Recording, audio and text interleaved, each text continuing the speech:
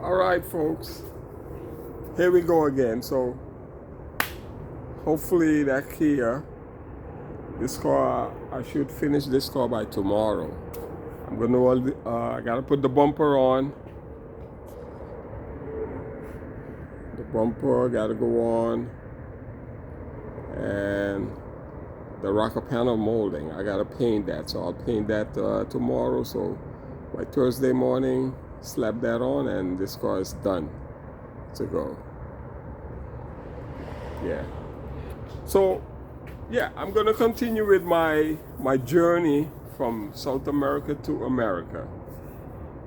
Now, after 5 years being in New York, because that's where I landed when I came to the U.S., Brooklyn, New York. After 5 years working for others, I said that was it. I could take the crap no more from these folks that are running those businesses. And I started my shop November 2nd, 1992. After being here for 5 years, made that move. I bought the Daily News, New York Times, and the Newsday in New York. So I started looking for buildings, and I found one on Utica Avenue in Brooklyn, 2,500 square foot. So that's when I started, 1992, November 2nd. I can't forget that date. So when I opened up, yeah, it was already a little on the cold side. So things were slow actually, because nobody knows you. So when you start, but the guy that was there previously, he had some customers that were still coming by looking for him, and those were black folks, and they see a young black guy doing his thing, so hey, why not support him? So I got a Jamaican guy. He came by and he told me about what he wanted done to his car, and that was it. When I did that guy's car, that guy spread the word. I got a few Jamaican customers. Now, before that happened, it was kind of quiet. So there were some Haitian guys across the street from me. They had a mechanic shop, so they were looking. See, hey, this young black guy, what's going on over there? So let me go check him out. So one came by and we talked, and they told me they would like me to look at a car that they have. I think it was a personal car. Anyway, but besides that, it was still on the quiet side. So I said, you know what? Let me call this dealer that told me to give him a call anytime I make my move. I finally made that call, and that's when it started. He started bringing me the work. So, and that's it. Things took off from then on. In the beginning, I didn't need helpers. But as work came in, I had to get help. Now, there is a big problem getting help. But anyway, guys used to pass by, and people were asking if I'm hiring. So I did get a few, and most of those folks were people didn't know the job. They wanted to learn, and I took them in, because I like to help my people. I want to see my people do well. So I took them in, but when you take these people in, they don't want to work for the black person. They don't want to work for the black man. Maybe the first week they might pretend they're doing something, or they're eager to work, but after the second week, things start to go down. So, and that was a problem I had throughout 12 years of being in Brooklyn, having that shop. So I used to get family members, those that were coming to the States, and they needed a job, so I would take them in. I think I took about maybe 1, 2, 3, 4, 3 family members. Yeah, 3 family members. Nobody knew the job. I had to show them what to do. All those, well, one of them I didn't, but 2 of those folks, the family members, I had to fire. Waste of time. You know, the minute I leave the shop to go, let's say maybe downtown to take care of business or whatever, for whatever reason, everybody stopped the work. They don't work. So one day I came back from downtown. I had to go to, I think, some fire department situation, because those bastards, they keep coming every year looking for issues in the building. So I went to take care of that. I came back, opened my gate. My family member is underneath a car, sleeping. So when I saw that, I said, nah, this one gotta go. So when he woke up, because he was still sleeping, and as I started using a tool, then it's when he woke up. So when he woke up, I told him, listen, brother man, you gotta go. This can't work. You know, I'm trying to help these folks. They can't do the job. They make mistakes I have to correct. It's holding me back. So I got rid of that one. Then another one came. That one was hiding, and got rid of that one too. But there was one that was doing well, which is my sister's nephew. That guy was learning. He was going okay. Until one day I was going to Holland, Amsterdam. So I told him, I showed him a few things, what to do while I'm away, you know. And that was during December month, the last 3 weeks of December. So I left, and I told him what he has to do. When I came back, some of the stuff weren't done. So I was asking myself, what happened? What all those days that I was away, how come you couldn't finish the things that I show you? I can't remember what he said. But when that happened, I used some curse word, you know, I was cursing. And that's what pissed him off, and he left. So I didn't fire him, but he just left. You know, so. And after that happened,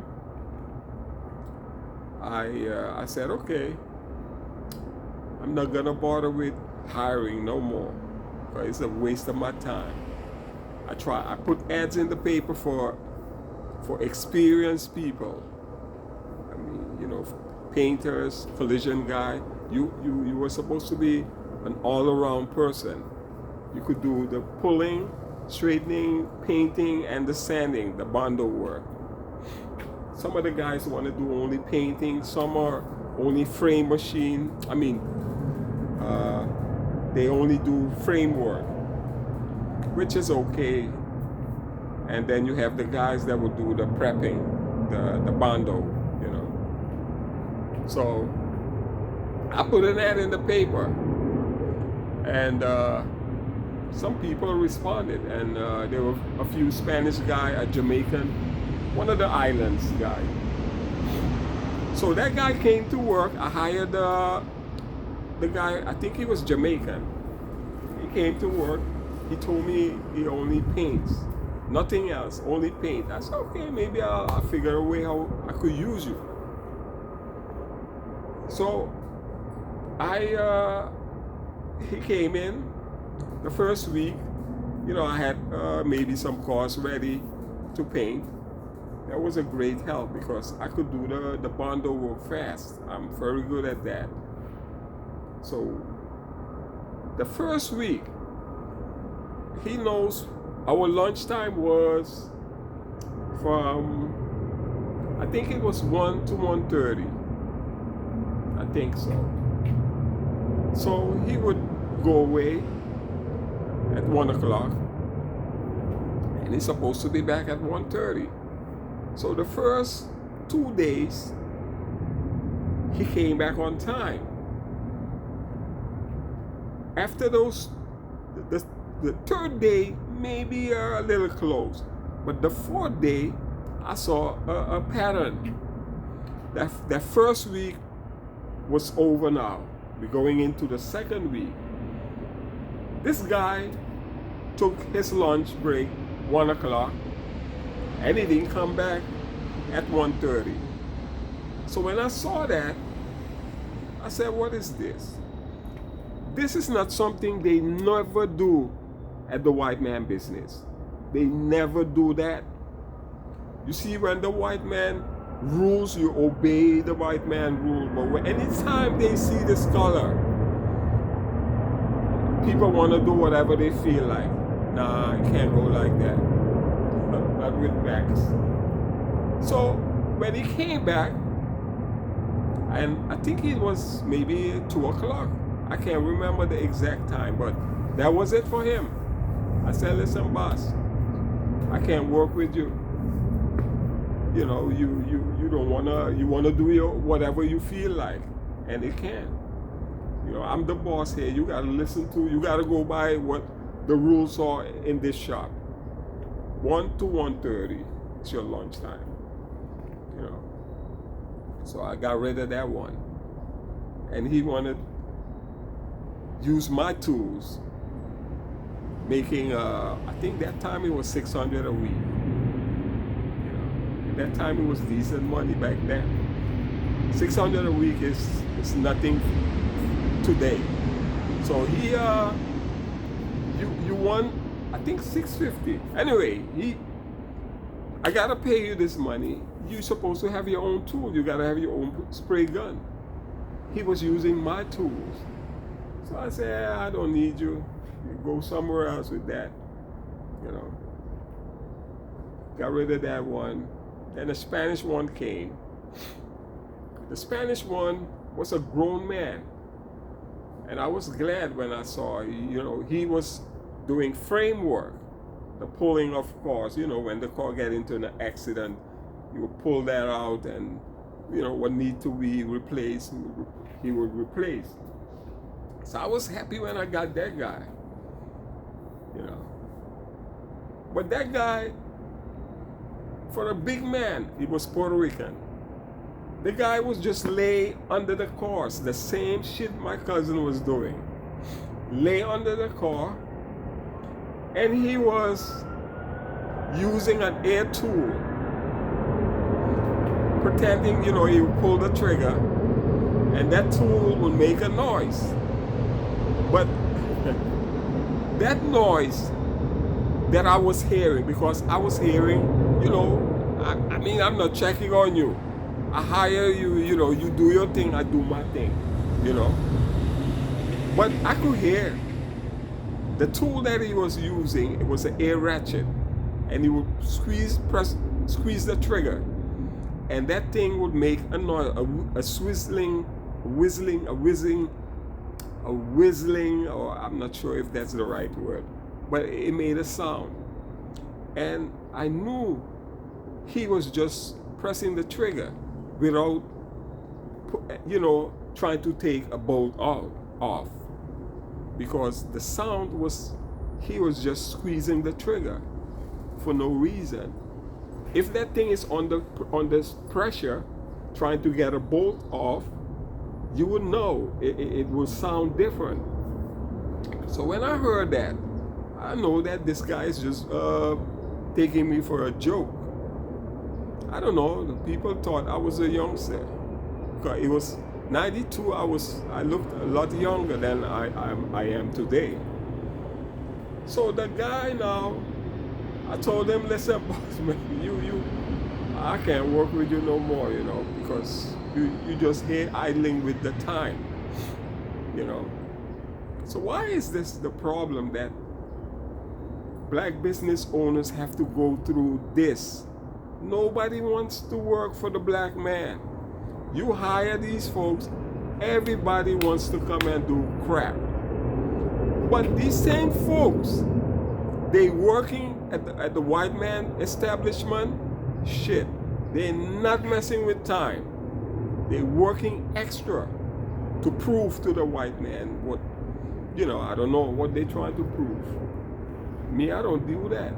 I just do what I gotta do. I go there to work and I do what I have to do. I don't mess with time, So that's why they never fire me.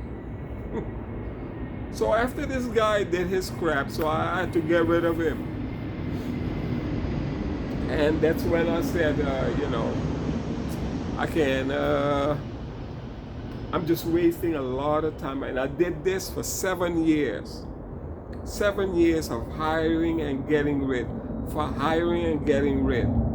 At one time, I had 3 guys, 3 workers. I had to work like a donkey to make money to pay these 3 workers. Can you imagine that? The white man would be in the office sitting, making his calls, calling parts and all that, and they pay them on Fridays. But I was in the shop working like a donkey, because if I couldn't do that, or if I was unable to handle the work myself, I wouldn't be able to stay in business long. 3 men, and I still had to work. If I didn't touch no cost, nothing goes. Because the costs were coming because of what I was capable of doing. People trusted me. So they bring the car because of what I do. Now when you put the car, someone to work on the car, it won't be the same. So you have to keep watching and guide them, say, hey, watch it there, So 3 guys, I had to work. When I leave, the work stopped. When I come back, they pretend like they're working. And after 7 years of doing that, I said, that's it, no more. The hell with that. So I started, I said, I'm not hiring no more. So I had to, so I was working by myself now. And the dealer that used to supply me with jobs, I had to rent the extra space to put his car. I had so many cars in the shop that I needed an extra space. And I was able to get a row from some tow guys across the street from me. So they rented me a spot. So I was able to put about 7 American-sized cars in that row. So I did that. But before I get to, when I moved in that shop on Utica Avenue, there are a lot of shops. On my side, there was a ironwork shop next to me, and on my left there was a casket place. They used to deal with casket. And across the street you had a bunch of mechanic shop, and there was one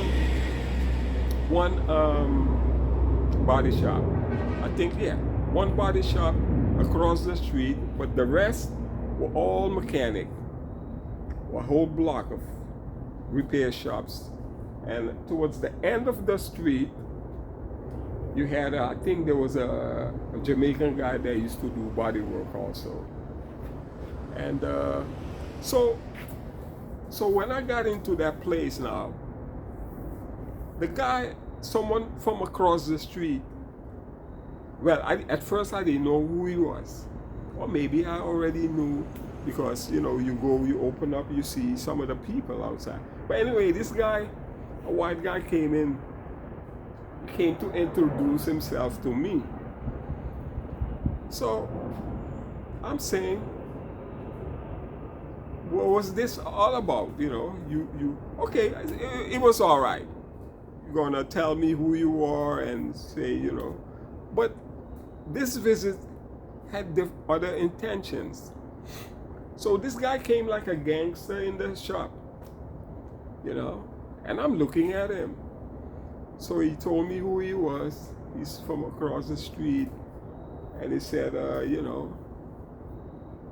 I can't remember everything he said, but for that visit was to let me know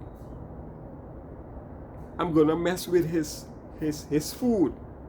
When I say food, his money, because I'll be a compare. I'm gonna compete with him. Now, this guy has been there for who knows how long. You're already established. A small black guy come open up a side. There is enough food for everybody.